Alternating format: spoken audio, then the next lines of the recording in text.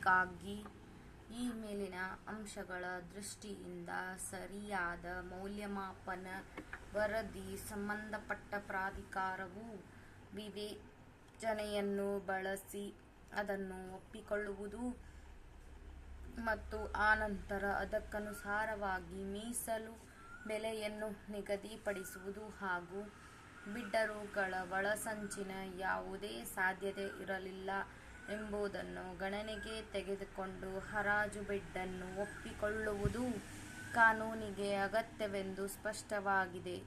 ಸ್ವತ್ತಿನ ಭಾಗದ ಮಾರಾಟವು ಬಾಕಿ ಇರುವ ಬೇಡಿಕೆಯನ್ನು ಪೂರೈಸುತ್ತದೆಯೇ ಎಂಬುದನ್ನು ನಿರ್ಧರಿಸಲು ಸಹ ಪ್ರಾಧಿಕಾರವು ಕರ್ತವ್ಯಬದ್ಧವಾಗಿದೆ.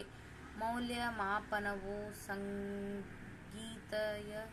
ಸಂಗತಿಯ ಪ್ರಶ್ನೆಯಾಗಿದೆ ಮತ್ತು ಸ್ವತ್ತಿನ ಮೌಲ್ಯಮಾಪನವನ್ನು ನಿಷ್ಪಕ್ಷಪಾತವಾಗಿ ಮತ್ತು ಯುಕ್ತವಾಗಿ ನಿರ್ಧರಿಸುವ ಅಗತ್ಯ ಇದೆ. 15 ಪ್ಯಾರಾಗ್ರಾಫ್.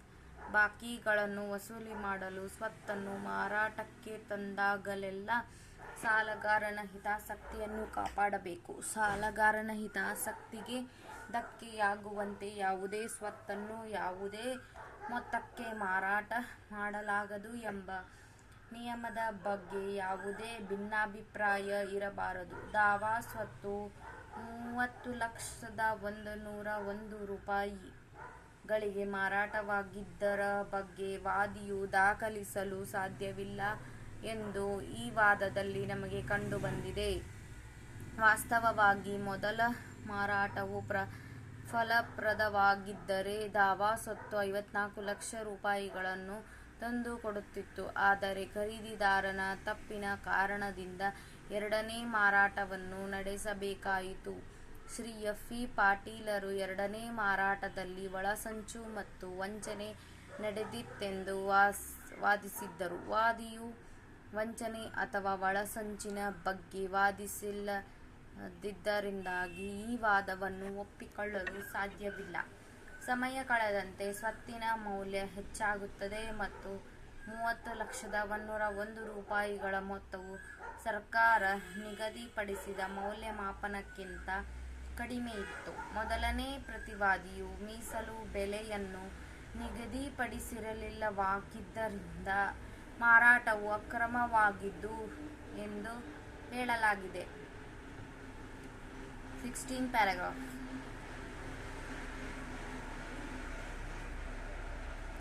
ಅಧಿವಿಚಾರಣಾ ನ್ಯಾಯಾಲಯವು ಅಭಿಪ್ರಾಯಪಟ್ಟಿರುವಂತೆ ಮೊದಲನೇ ಪ್ರತಿವಾದಿಯು ಮಾರಾಟಕ್ಕೆ ಸಂಬಂಧಿಸಿದ ಯಾವುದೇ ದಾಖಲೆಯನ್ನು ಹಾಜರುಪಡಿಸಲು ವಿಫಲನಾದನು ಎಂಬುದು ನಿಜ. ಪ್ರತಿವಾದಿಯು ವಿಫಲನಾದನೆಂಬ ಕಾರಣವೊಂದರಿಂದಲೇ ವಾದಿಯ ಕಡೆಗೆ ವಾಲಲಾಗುವುದಿಲ್ಲ. ವಾದಿಯು ಹಾಜರುಪಡಿಸಿದ ದಸ್ತಾವೇಜುಗಳನ್ನು ನೋಡಿದರೆ ದಾವಾ ಸ್ವತ್ತನ್ನು 30,101 ರೂಪಾಯಿಗಳಿಗೆ ಮಾರಲಾಗುವುದೆಂದು ವಾದಿಗೆ ಸೂಚನೆ ನೀಡಲಾಗಿದೆ ಎಂದು ಊಹಿಸಲು ಸಾಧ್ಯವಿದೆ. ನಿಶಾನೆ ಪಿ. 6ರ ವಾದಿಯನ್ನು ಪ್ರತಿನಿಧಿಸಿದ ಶ್ರೀ ವಿ. ಜಿ. ಅಂಗಡಿಯವರ ಪವರ್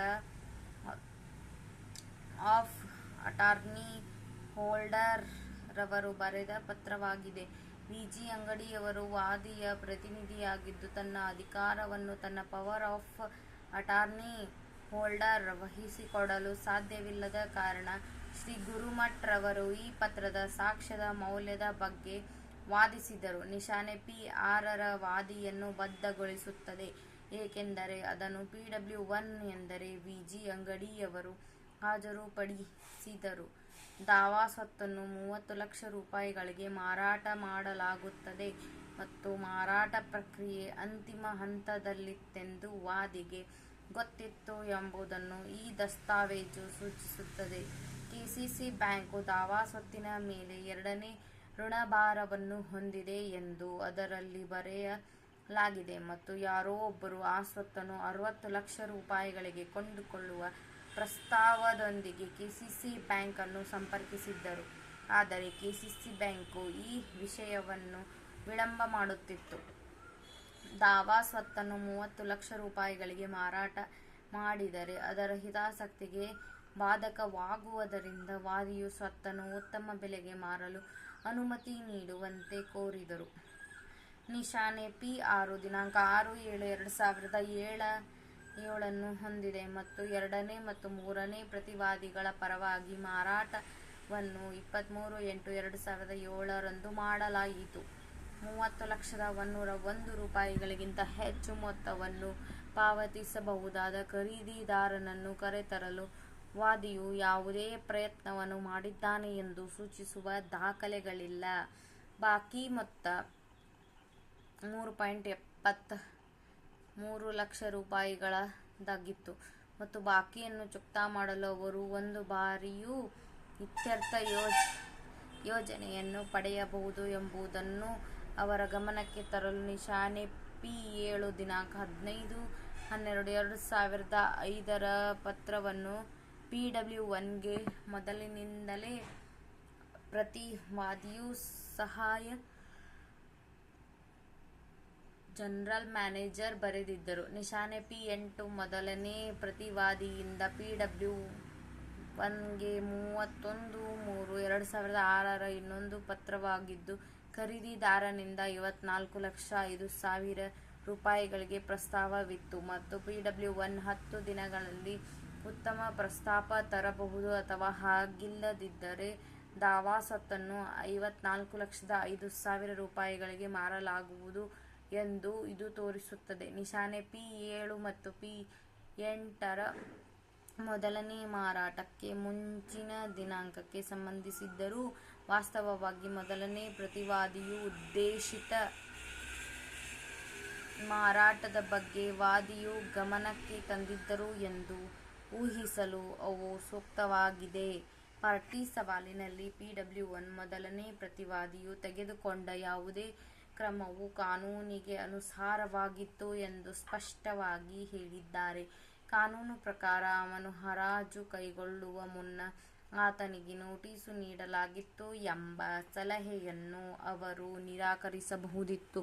ಆದರೆ ನಿಶಾನೆ P6 ಮತ್ತು P7 ಮತ್ತು P8 ಅವರ ನಿಲುವನ್ನು ಸುಳ್ಳಾಗಿಸುತ್ತವೆ.